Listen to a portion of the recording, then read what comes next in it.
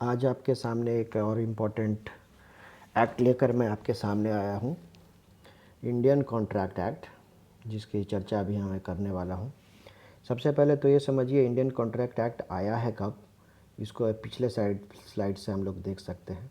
जो Indian Contract act जो आया है हमारे देश में, वो अंग्रेज़ों का लाया हुआ है, ठीक है।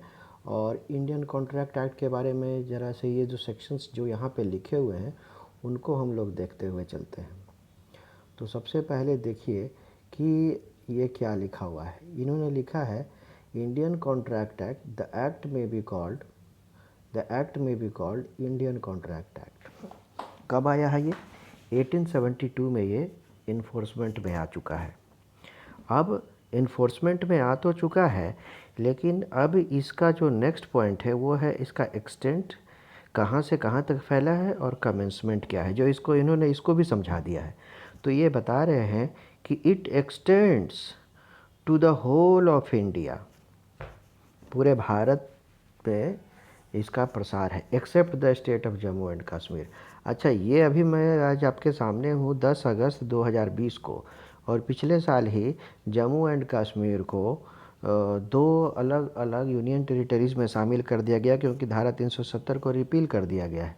तो उस हिसाब से अगर देखा जाए तो अब ये जो इंडियन कॉन्ट्रैक्ट एक्ट है, ये पूरे भारत में इसका एक्सटेंशन लागू है। और अब आते हैं इसके कि ये फोर्स में कब आएगा और कब से फोर्स में है। तो आप ये देखिए, 1 सितंबर 1872 से ये कमेंसमेंट में है। अब जो इसके बाद सीधे जो इसके नया जो चीज़ अभी आप लोग को पढ़ना है, वह पढ़ना है आपको सेक्शन 2 पे चले जाइए। तो सेक्शन 2 भी अभी आपके सामने आ रहा है, और सेक्शन 2 में देखिए इन्होंने क्या लिखा हुआ है। सेक्शन 2 क्या है? तो सेक्शन 2 एक इंटरप्रिटेशन क्लाउज है। इंटरप्रिटेशन क्लाउज क्या होता है, इसको समझिए। इंटरप्रिटेशन क्लाउज का मतलब होता है कि देखिए ये पूरे एक्ट जो हैं 75 सेक्शंस में बटा हुआ है।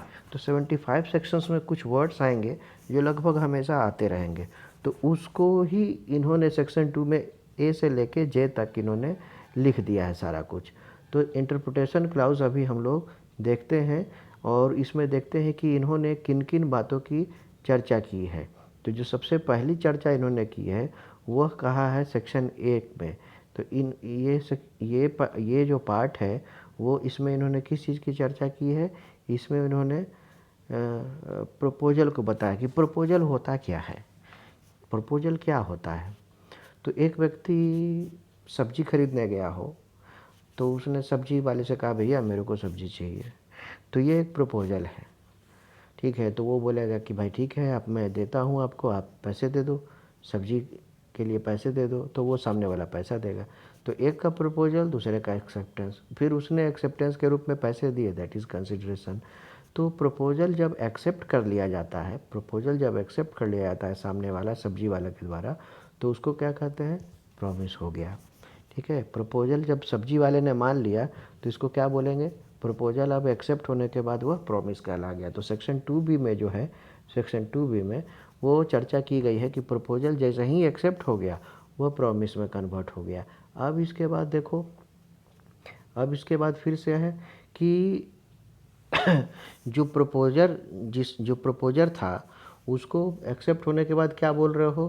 प्रॉमिसर। और जो एक्सेप्ट कर लिया हो उसके बाद ये क्या कहला रहा है? वो जो जो जो जो प्रॉमिस कर रहा है, जो प्रपोजल दे रहा है, उसको आप प्रॉमिसर बोल रहे हो, और जो एक्सेप्ट कर रहा है उसको क्या बोल रहे हो? प्रॉमिसी बोल रहे हो, ठीक है।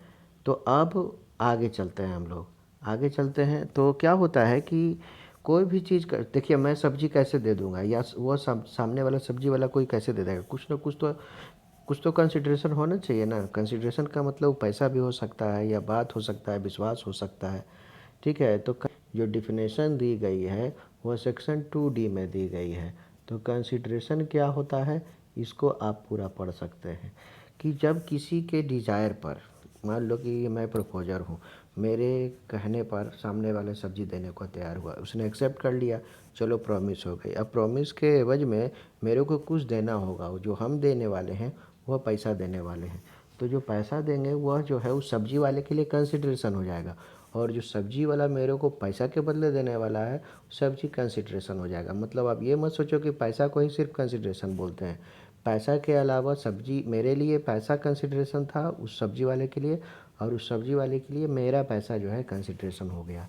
अब इसके बाद आपका आता है कि जो प्रॉमिस एक दूसरे ने एक दूसरे से किया, एक ने सब्जी देने का, एक ने पैसे देने का, तो दोनों इस सेट को आप एग्रीमेंट बोलते हो। देखो अभी एग्रीमेंट हुआ है, कोई वो नहीं बन गया, कोई कानून नहीं बन गया, क्योंकि एग्रीमेंट को कानूनी दर्जा देने के लिए सबसे ज़्यादा ज़रूरी है कि वो जो है कि इन्फोर्सेबल बाय लॉ होना चाहिए। और इसी का डिफिनेशन जो है सेक्शन 2H में इन्होंने लिखा है, an agreement enforceable by law is called contract. कोई भी एग्रीमेंट जो कि इन्फोर्सेबल हो बाय कॉन्ट्रैक्ट बाय लॉ, उसी को आप कॉन्ट्रैक्ट बोलते हो। ठीक है। इसके बाद सेक्शन 2I है, जिसमें इन्होंने चर्चा की है वॉइडेबल कॉन्ट्रैक्ट की। तो देखिए कॉन्ट्रैक्ट के लिए आप पहले एक बात समझ लीजिए, कॉन्ट्रैक्ट तभी होता है जब मेरी भी मर्जी हो, सामने वाले भी की मर्जी हो। मैं भी मेजर हूँ, वह भी मेजर होना चाहिए, मतलब मेजर मतलब 18 साल से ऊपर होना चाहिए। मेरा भी कंसेंट फ्री होना चाहिए, उसका भी कंसेंट फ्री होना चाहिए। लेकिन अगर मेरे दिल में किसी तरह का कोई अंदर में प्रॉब्लम हो और सामने वाला बिल्कुल एकदम इनोसेंट माइंड हो, तो क्या हो सकता है सामने वाला समझ जाए कि वो ये सामने वाला खेल खेल रहा है मेरे साथ, वो सब्जी ले तो लेगा मेरे से लेकिन पैसा नहीं देगा। तो क्या हो सकता है कि इनिशियली तो कॉन्ट्रैक्ट बन गया, लेकिन due to some reasons other than वह व्यक्ति, तो क्या होता है वो कॉन्ट्रैक्ट आप अवॉइड कर सकते हो। तो इस तरह के एग्रीमेंट को आप कह सकते हो वॉइडेबल कॉन्ट्रैक्ट। मतलब कि एक के तरफ से वह इन्फोर्स किया जा सकता है लेकिन दूसरे की तरफ से उसको विड्रॉ किया जा सकता है, तो दैट इज़ वॉइडेबल कॉन्ट्रैक्ट। और एक कॉन्ट्रैक्ट को फाइनली जो है सेक्शन जे देख लो, और इन्होंने क्या बताया है, एक contract which ceases to be enforceable by law becomes void when it ceases to be enforceable. जैसे कि अब एक एग्जांपल बता देता हूँ मैं आपको सेक्शन 2J के बारे में। सपोज देखिए भारत में सोना दूसरे देश से लाना अभी तक जो है कि कानून में था, ओके ठीक है। उसके बाद फिर क्या हो गया कि कानून में एक नया तब्दीली आया कि जो भी विदेश से भारत में सोना लाएगा वह जो अब इन्फोर्सेबल नहीं होगा। तो अब बताओ अगर माने वह जो है कि वो उसको इलीगल माना जाएगा।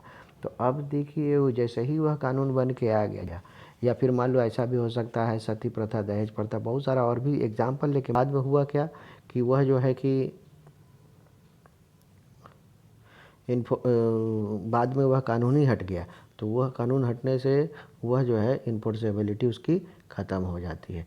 तो कुल मिला के ये जो सेक्शन 2 है जिसमें आप ए से लेके जे तक पढ़ रहे हैं, वह सिर्फ वो पार्ट हैं जो आगे सेक्शन 75 तक आने वाले हैं। सेक्शन 3 एक्चुअली स्टार्ट ही होता है, जिसमें कि अभी आप लोग नए नए चीज़ देखोगे, उसको मैं नेक्स्ट वीडियो में आपको समझाऊंगा। इसके लिए आपका बहुत बहुत धन्यवाद।